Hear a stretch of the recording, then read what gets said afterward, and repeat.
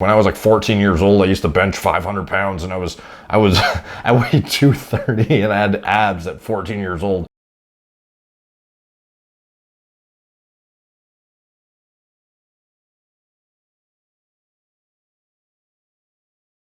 What's up guys, Derek, moreplates.com. Today we're going to be talking about growth hormone. This is something that is very widely misunderstood in the community and has grown this like enormous reputation for being like the game changer miracle drug. And it's interesting because you'll often see totally contradictory opinions. You'll have guys who are like, yeah, GH, it makes like almost no difference at all. In fact, it doesn't even grow muscle. And then you have guys on the opposite side of the spectrum who are like, when I introduced GH, it just like mutated my physique and blah, blah, blah. So it's like, what is it? Like, what is the fucking deal with GH? And does it just come down to pharma versus generic or what? So the main thing that you see is, this is something I saw coming up on the forums a lot when I was younger. And I was like doing my own research and trying to figure out, you know, all this shit and see kind of what the anecdotal reports were like.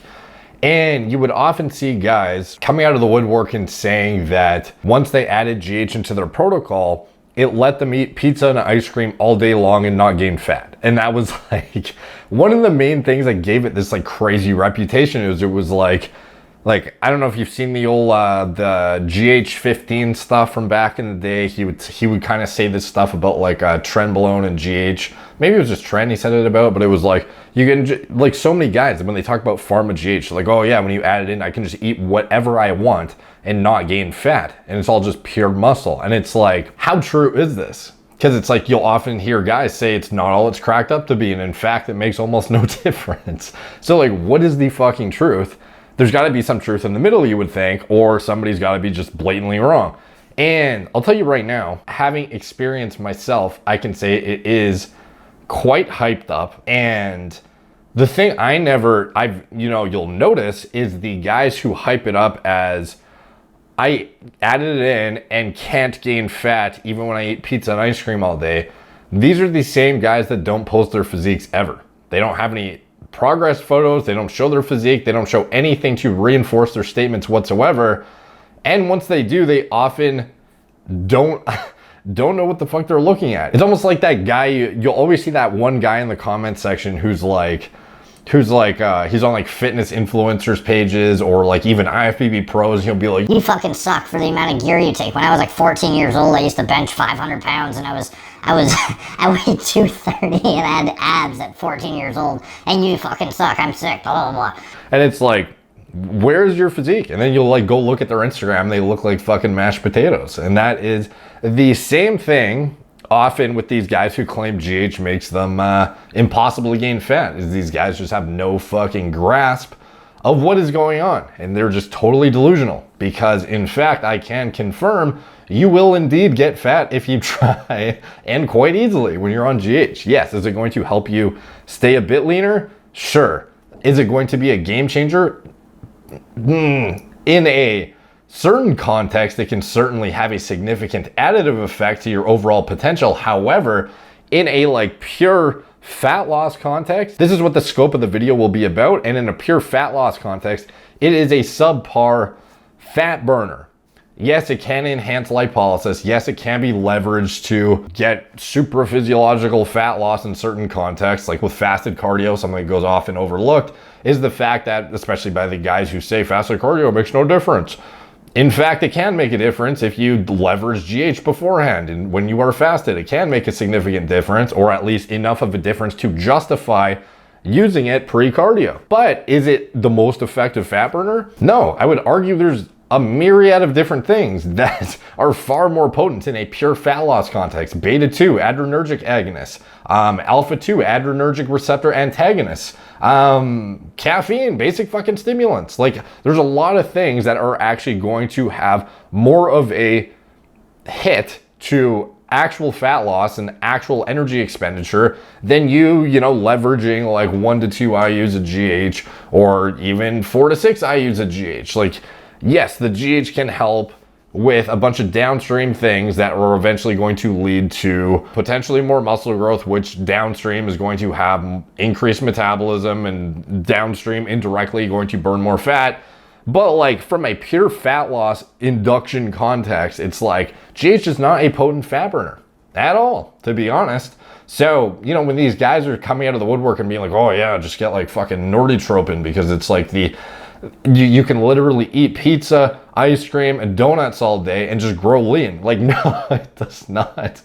I fucking promise you, dude. It's like the guys who say, oh yeah, tren, it's impossible to get fat on tren. Like, no, it's actually quite easy to get fat on tren. And anybody who has not gotten fat on tren probably hasn't eaten very much food in their lives then, because it's not that fucking hard, to be honest. It doesn't crank your metabolism way through the roof to the point that all of a sudden you have an extra 1,000 calorie surplus that you can get away with no problem.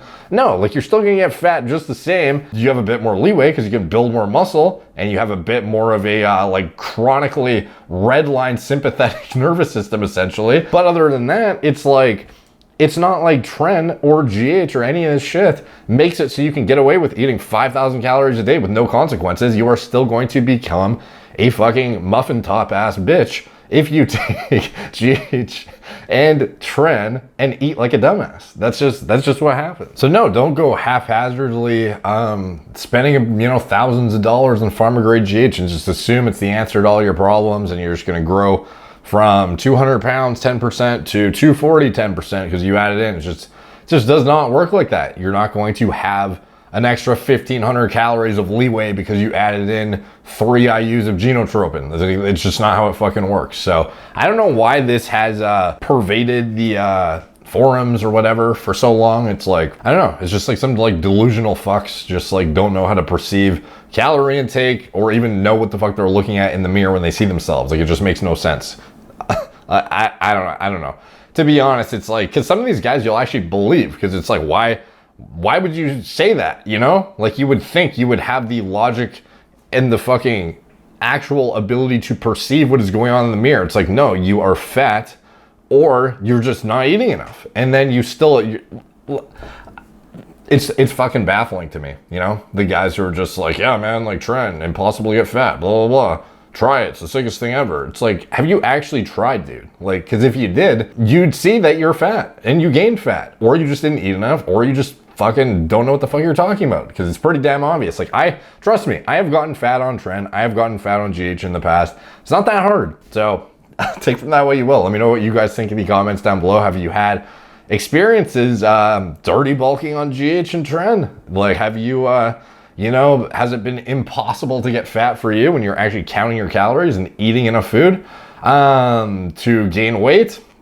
You know, I don't know anyone who's become a Mr. Olympia just gaining fucking pure lean tissue consistently on a perpetual basis because it's impossible to get fat on the two. If it was the case, we'd all be 300 lean by now, and we just aren't. So, you know, if it was the holy grail, you know, more people would be walking around 300 lean. They just aren't. So, in fact, it is not all it's cracked up to be. Does it work well? Yeah. Is it the best fat burner pound for pound? We're talking about GH right now. No, it's just not. So, let me know if you are one of the individuals who can eat pizza and ice cream on GH, but not on GH. You get fat when you're off GH, and then you add in GH, and it makes so much of a difference that you can get away with eating literally anything. Let us know, because maybe I am just, maybe I just have a shitty response to it, you know, but I don't know. To me, it doesn't seem to be the case, but I would be interested to hear any and all comments down below. Help the algorithm, so they're much appreciated. Please like, subscribe, check out my blog, moreplates.com. Follow me on Instagram at moreplates_moredates, Facebook, Snapchat, Pinterest, Twitter, TikTok, Apple Podcasts. If you want to support the channel, you can check out anything I am associated with in the video description below, my TRT clinic, as well as Gorilla Mind, Gorilla Mode, my turnkey nootropic and pre-workout formulas I designed from scratch myself. Check out your current pre-workout, pull it out of the cupboard, look at the label on Gorilla Mode. Classic, the hybrid formula with all of the NO precursors, hyperhydrating agents, plasma expanders, and the stimulant and nootropic complex with the maxed out dosages, with the exact synergistic ingredients I've handpicked myself that I would want to see in a product. Check it out and compare it to the stim-free formula too, Gorilla Mode Nitric. This is the maxed out performance product with none of the stimulants, so you can use it late at night. You don't have to worry about it keeping you up at night. And it has an even more maxed out dose of the NO precursors, hyperhydrating agents, etc., but none of these stimulants, so it won't keep you up at night. You can use it at any time of day. And it is even more maxed out for pure performance. It has a 10-gram dose of L-citrulline instead of the 9 that we had in Gorilla Mode. It has a higher dose of glycer pump, higher dose of betaine, the osmolite. It also has nitrosamine in there for an additive effect on top of the L-citrulline. It also has an ACE inhibitor via vasodrive AP.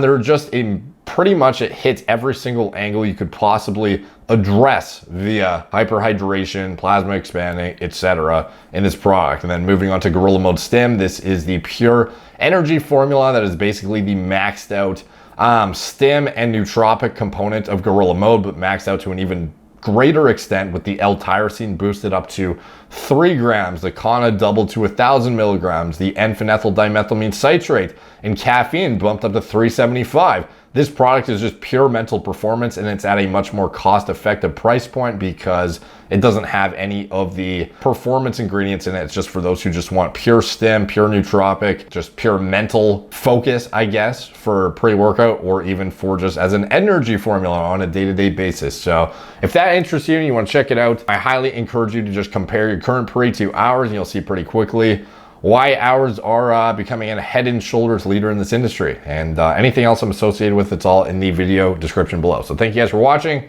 Talk to you soon.